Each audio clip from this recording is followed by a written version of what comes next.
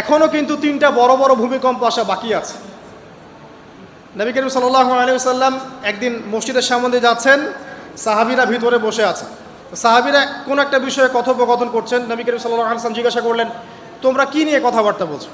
সাহাবীরা বললেন যে আমরা কিয়ামতের আলামতগুলো নিয়ে কথা বলছিলাম। তখন নবীজি বললেন সাল্লাল্লাহু আলাইহি ওয়াসাল্লাম, 10টা আলামত আসার আগে কিয়ামত হবে না। কয়টা আলামত? 10টা। এই 10টা আসার আগ পর্যন্ত কিয়ামত হবে না, নিশ্চিন্ত থাকতে পারেন। কিন্তু এই 10টা কবে চলে আসবে এর কোনো গ্যারান্টি আছে? নাই।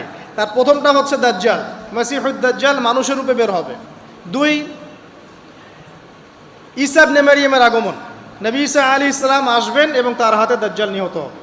কোথায় নিহত হবে সেটাও বলে দেওয়া আছে, প্যালেস্টাইনের বাবেলুদ নামক জায়গায়, যে জায়গাটা অলরেডি প্রস্তুত। 3 নাম্বার হচ্ছে দাব্বাতুল আরদ, জমিন থেকে একটা অদ্ভুত প্রাণী বের হবে যে